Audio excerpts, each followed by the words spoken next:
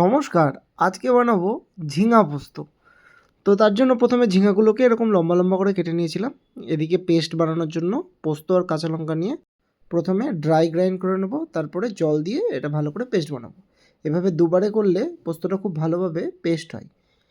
এবার কড়াইয়ের মধ্যে সর্ষের তেল নিয়ে এর মধ্যে কালো জিরা, কাঁচা লঙ্কা ফোড়ন দিয়ে এর মধ্যে ঝিঙাগুলো দিয়ে হলুদ লবণ দিয়ে এবার কিছুক্ষণ এটা ফ্রাই করে নেব।